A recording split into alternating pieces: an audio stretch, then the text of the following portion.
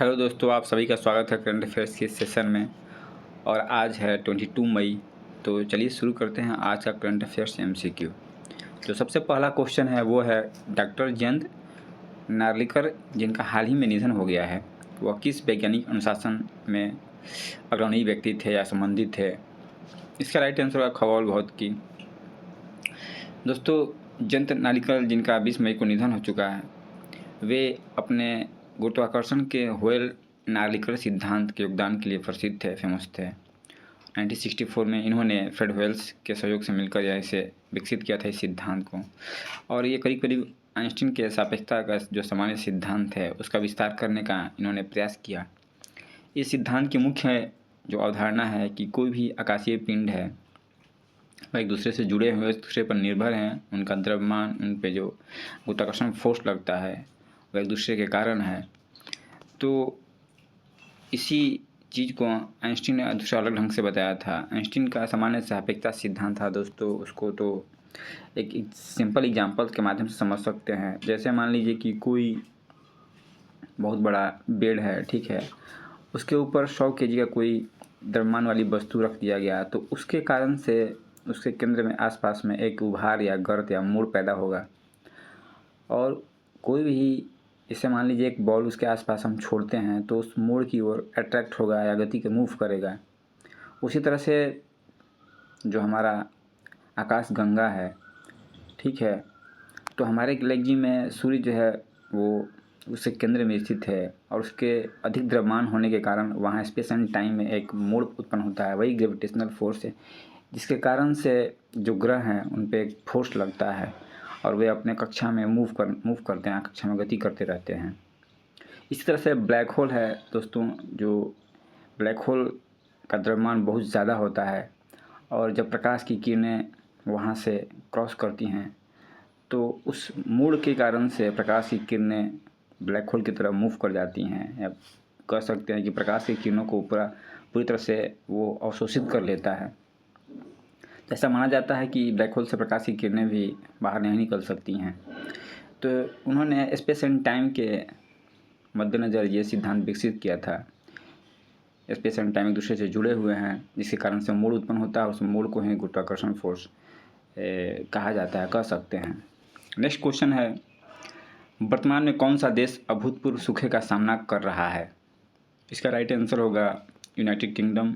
वहाँ पर भयंकर सूखा पड़ रहा है और जो औसत वर्षा है वह घटकर मात्र 80 mm रह गया है, जो सामान्य से 229 mm से कम है। इस तरह से वहाँ भयंकर सूखा पड़ रहा है दोस्तों। नेक्स्ट क्वेश्चन है, किस संगठन ने आधिकारिक तौर पर अपनी पहली वैश्विक महामारी संधि को अपनाया है। तो पहली वैश्विक ग्लोबल जो है महामारी संधि विश्व स्वास्थ्य संगठन के द्वारा इसे अपनाया गया है। कोरोना काल में हम देख चुके हैं कि कोविड-19 के समय में जो विभिन्न देशों के बीच में कोविड-19 को लेकर के जो असमानताएं देखने को मिली, जैसे वैक्सीन के स्तर पे या फिर इक्विपमेंट्स, जांच वगैरह, तो इन सब चीज़ को लेकर के महामारी के काल में WHO के द्वारा यह समझौता डेवलप किया गया है, जिससे सदस्य देश आपस में एक दूसरे को सहयोग कर सकें। और इसके लिए 124 देशों ने अपना मतदान किया है और इस संधि को अपनाया है। नेक्स्ट क्वेश्चन है, कौन सा संगठन हर साल ऑपरेशन ओलिविया चलाता है। तो दोस्तों इसका राइट आंसर होगा भारतीय तटरक्षक बल, इंडियन कोस्ट गार्ड, इनके द्वारा ये ऑपरेशन चलाया जाता है। और यह एक वार्षिक पहल है। इसके माध्यम से जो हमारे ऑलिव रिडले कछुए हैं उनको प्रोटेक्ट किया जाता है। ये सामान्य काल में उड़ीसा के ऋषिकुल्या और जो गोपालपुर है उसके तट पर आकर के ये अपने ब्रीडिंग साइट को डेवलप करते हैं, वहाँ इनका ब्रीडिंग साइट है। तो इन कछुओं को सुरक्षित करने के लिए ऑपरेशन ओलिविया चलाया जाता है। विशेष रूप से गहीरमाथा और ऋषिकुल्या पे ये किया जाता है दोस्तों। ये बहुत इंपॉर्टेंट है, एग्जाम में बार बार पूछ चुका है, गहीरमाथा, ऋषिकुल्या, गोपालपुर। नेक्स्ट क्वेश्चन है, अप्रैल 2023 में गृह युद्ध की शुरुआत के बाद सूडान के पहले प्रधानमंत्री के रूप में किसे नियुक्त किया गया। तो दोस्तों कामिल अल तैयब इदरीस, इनको नियुक्त किया गया है। सूडान में 2023 से ही विद्युत की स्थिति बनी हुई है। वहाँ पर जो एक संगठन है रैपिड सपोर्ट फोर्सेज RSF, उसके और सेना के बीच में गृहयुद्ध छुड़ा हुआ था और RSF के द्वारा खार्तूम पर नियंत्रण स्थापित कर लिया गया था। इसके बाद में सेना ने इनसे वापस छीन लिया है और अब एक तरह से कामिल अल तैयब इदरीस को एक ट्रांजिशनल गवर्नमेंट के रूप में इन्हें प्रधानमंत्री के रूप में नियुक्त किया गया है। तो आने वाले समय में ये देखना होगा कि किस तरह से जो है सूडान में पॉलिटिकल इंस्टेबिलिटी कम होती है। सूडान की राजधानी दोस्तों सूडान साउथ सूडान है और नॉर्थ सूडान, तो नॉर्थ सूडान का खार्तूम है, साउथ सूडान का जुब्बा राजधानी है। नेक्स्ट क्वेश्चन, किस भारतीय राज्य को आधिकारिक तौर पर पूर्ण साक्षर राज्य घोषित किया गया है, जो यह उपलब्धि हासिल करने वाला देश का प्रथम राज्य बन गया है? तो ये मिजोरम के द्वारा हासिल किया गया है, पूर्ण साक्षर राज्य इसे घोषित किया गया है और ये पहला राज्य बन चुका है भारत का। ये आइजोल में एक विशेष समारोह के दौरान वहाँ के जो मुख्यमंत्री हैं श्री लालू दुम्मा, उन्होंने इसकी घोषणा की। नेक्स्ट है, हाल ही में किसने अपनी लघु कथा संकलन हार्ट लैम्प, बहुत इंपॉर्टेंट है, अंतर्राष्ट्रीय बुकर पुरस्कार 2025 जीता है?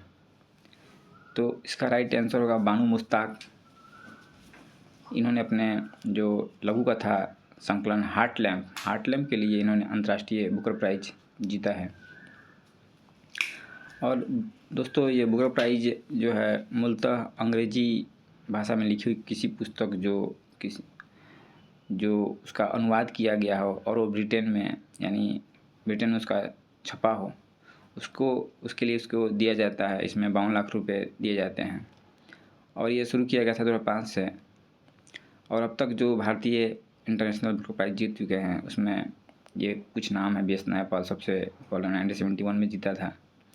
इसके बाद सलमान रश्दी 1981 में नाइट चिल्ड्रन के लिए बहुत बार पूछता है एग्जाम में।